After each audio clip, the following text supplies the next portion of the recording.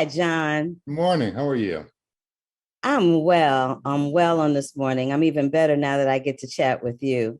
Thank you. I kind of love this. I love your work in general. I'm a huge fan of your work. Thank And you. I love this one in particular because it deals with a subject that has crossed everyone's mind at one time or another, right?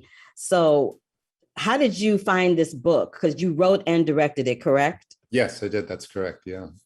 So, I how did don't remember how I found this story. And I think it was in the mid to late 1990s. Somebody just handed me the short story. They said it's something that you're going to love. I read it and I did. I loved the story. I loved its speculative nature, not just about science fiction and time travel, but about life and about choices and about regrets and possibilities and what ifs. And it was a story that always stuck with me. Obviously, because of who I am, when I envision those characters, as I envision them as people of color.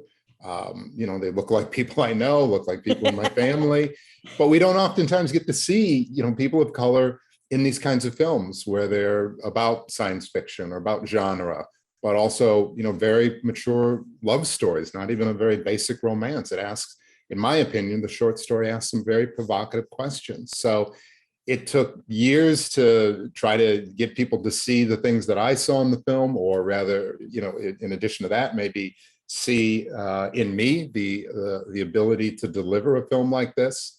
It certainly took amazing actors and performers like we had in the cast, Leslie, Cynthia, Frida, Orlando? Orlando, Jaden, but all of them together just to me delivered a film that is just so mature and so very thoughtful and so very romantic and very beautiful. And everything that I felt when I read that story, it was just a joy to bring it to life and really represent it in film with these characters and with these actors. It was a joy to watch it because it said something that I say all the time. Well, a version of it. So there's this moment where toward the end, it says there's something that you say about don't regret the past. The past brings us to where we need to be. And I always say you can never forget the past because it reminds you of where you've come from and where you need to go. So for you, how do you feel about that adage? Because I think it's such a powerful thing to say. Well, first of all, thank you for pulling that line out. It was a line to me that I really believe with all of us. And hopefully we do our best to be good and decent and honorable people, but we do make mistakes. We make mistakes in how we treat people, in our relationships, whether they're in couples, whether it's in family. And there are moments where you look back and go, I wish I'd done things differently. I wish I'd treated that person differently. And sometimes it's really painful to realize maybe a little too late that life could have been different. But to your point, those are also the things that make us and help us grow as people, to look at the choices that we've made and always want to do better or be better, or sometimes reach out to somebody and just say, look, I'm sorry, or can we talk about this? I saw it one way, you saw it another way. So I do think it's really, really important. Hopefully, as we get older, we regret fewer things because we do learn from our past. We do learn from our mistakes. But again, I think within the bounds of being a decent human being and having a moral compass, that sometimes over regret, sometimes really beating ourselves up about the past. It's less about trying to go back and change things and more about, hey, starting today, I am going to be a new person. I'm going to be a better person. I'm going to learn from that and move forward. And as you say, you can't just wallow in things that happened before and things that you can't change, but we can change ourselves. And I think that's a big, big part of that message. It absolutely is. And I was also intrigued by the fact that you made, whenever the time jaunting would happen, it came in the form of a tidal wave. Was that something that was in the book, or is that something that you created for the script?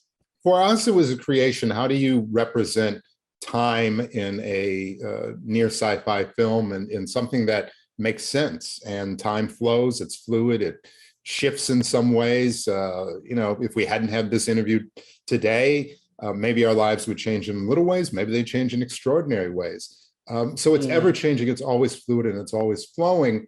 And there are just moments within the story where people talk about Leslie's character talks about back in the past where they're always at the beach in La Jolla or taking a seaplane. Cynthia and Orlando have a conversation standing near their pool. So we tried to really integrate this idea of water and fluidity being nearby these individuals at all time and just make that a through line within the story. Things do change a little bit, things do flow, but there is always this momentum. Water generally in nature, it always carries. As I was watching the film, I was like, "Ooh, if I could time jump, would I really want to do that? And if I wanted to do it, like what moment would I want to time jaunt to, and what person would I time jaunt to? Has that ever crossed your mind?" Oh, has it ever? Constantly. Sometimes it's, could I go and be at the March on Washington and be there in that moment? Could I go back in time and just whisper to myself, hey, something's coming up and make this choice and not that choice? Constantly, I would go back in time and, you're going to say something on TV today, don't say that. Whatever those things are. But again, to your question earlier, when you think about it, yeah, to witness something historical, to witness an amazing moment, I think so. That would be remarkable.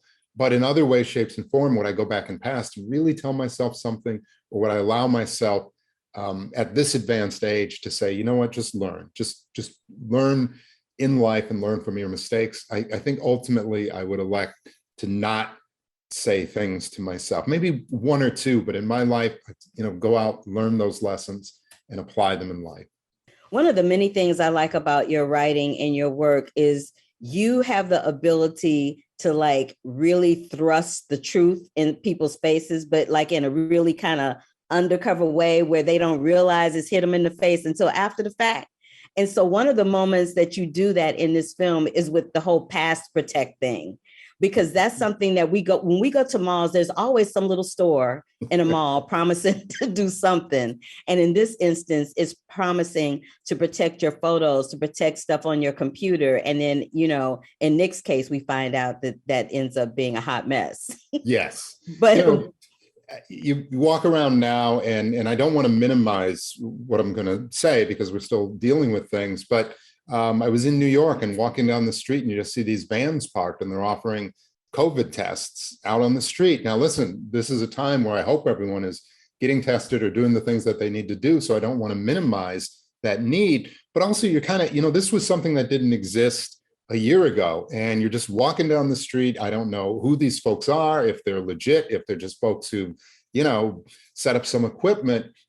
So there are those moments where the life we live, there's this whole other ecosystem that springs up around it. You go into a mall and now they're the, iPhone, smartphone cases and repair places that are right there. And you're like, I do need to get my phone fixed, but I'm not sure this dude can actually handle it. So to me, it was just this kind of funny moment that, yeah, if there really were time travel, it just doesn't exist in and of itself.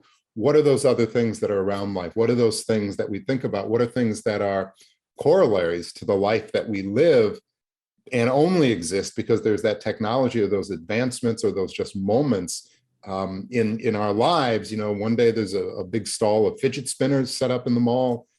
Now, you can't even find them. So it was meant to be, a little subtle dig, but I absolutely appreciate that you were able to pull that out in the storytelling.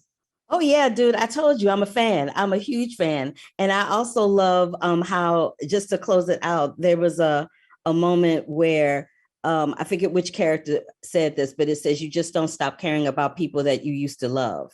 I think it was Cynthia's character that said that. It was Cynthia talking about her relationship.